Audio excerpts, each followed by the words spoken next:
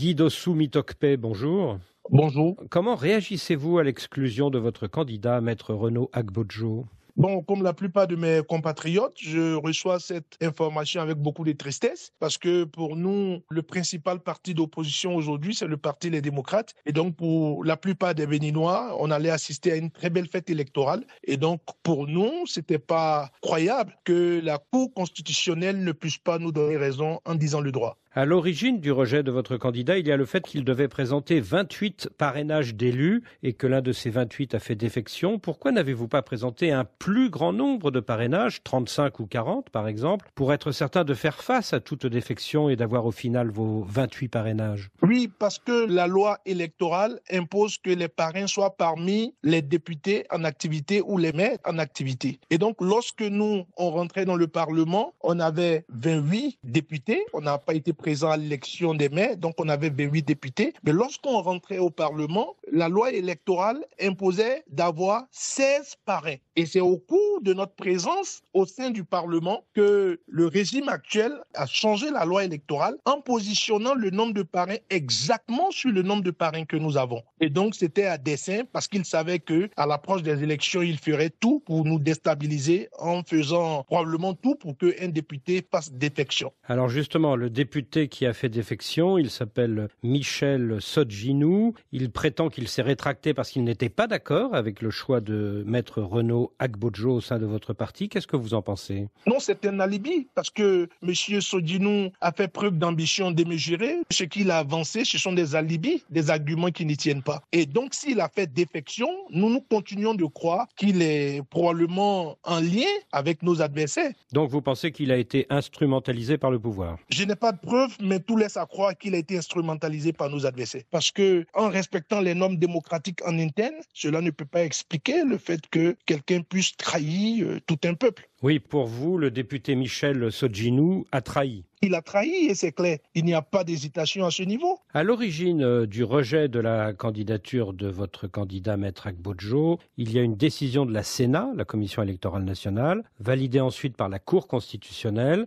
Est-ce qu'à votre avis, ces deux institutions ont agi en toute indépendance ou bien sous pression du pouvoir ? La Sénat a fait beaucoup de transgressions même de nos lois parce que d'abord le fichier sur lequel on devait enregistrer le duo de candidats devait être installé dans nos locaux depuis le 8 octobre, mais la Sénat n'a installé ce fichier que le 14 octobre et tout en sachant que le 14 était la date, le dernier délai pour que nous puissions déposer les candidatures.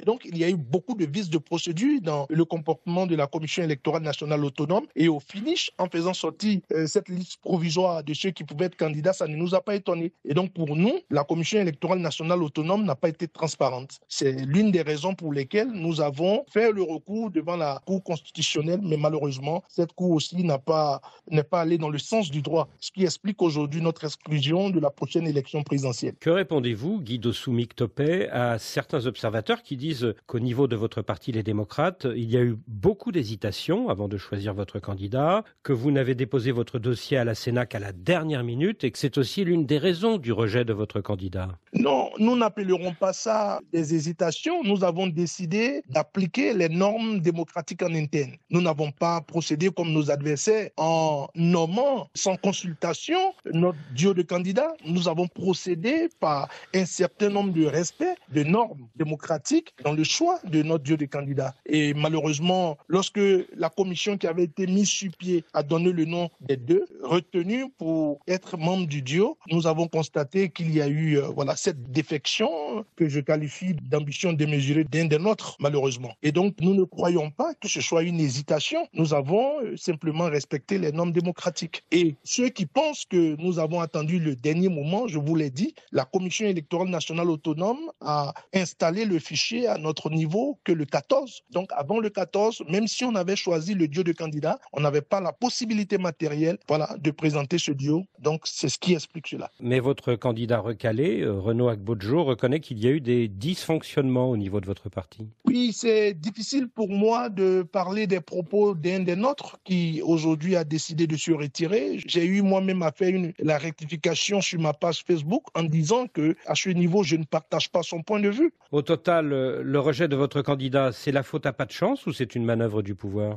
Aujourd'hui, je peux malheureusement constater que ce qui s'est passé, c'est d'abord de la responsabilité d'un homme qui a été trop ambitieux, M. Sodinou Michel. Je ne peux pas dire sans preuve que c'est la responsabilité du pouvoir. Je peux simplement dire que voilà, nos adversaires ont tout intérêt à ce que M. Michel Sodinou puisse se comporter comme il a fait. Ce qui se passe, ce n'est pas la démocratie, dit l'un des conseillers juridiques de votre parti, maître Victorin Fadé. Oui, naturellement que c'est pas la démocratie, c'est triste parce que vous savez, la démocratie, c'est qu'on puisse donner la chance aux électeurs, voilà, de choisir celui ou celle qui les convient. Mais ici, le choix du peuple, malheureusement, est très restreint parce que le parti qui est aujourd'hui le parti le plus populaire dans notre pays, malheureusement, ne pourra pas présenter de candidat à la prochaine élection présidentielle et c'est très dommage. Vendredi dernier, il y a eu un long entretien au palais présidentiel à Cotonou entre le chef de l'État Patrice Talon et le président de votre parti, l'ancien chef de l'État Boni Yayi. Est-ce que vous espérez encore une solution politique? Pour ce qui concerne l'élection présidentielle, il est dit dans notre loi fondamentale que les décisions de la Cour constitutionnelle sont sans recours. Donc, me rabattant sur cette décision, je peux dire que les chances pour que le Parti Les Démocrates puisse présenter un duo de candidats à l'élection présidentielle sont quasiment nulles. Mais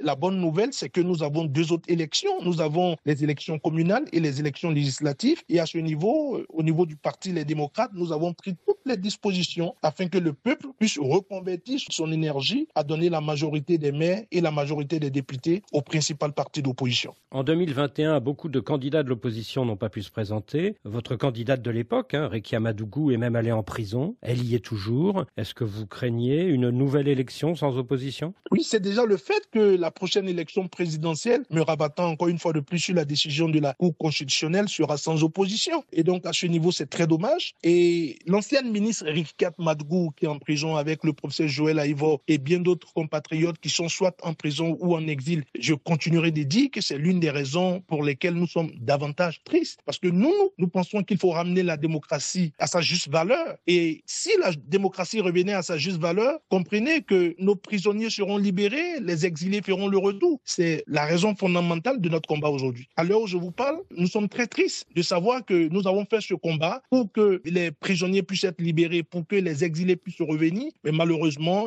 pour 2026, pour ce qui concerne l'élection présidentielle, voilà, la Cour vient de dire qu'on ne participera pas à cette élection présidentielle. Je suis complètement triste, comme la plupart de nos compatriotes. Une élection présidentielle sans les candidats du principal parti d'opposition, ce n'est plus la démocratie. Guy Dossou Mitokpe, je vous remercie. Je vous en prie.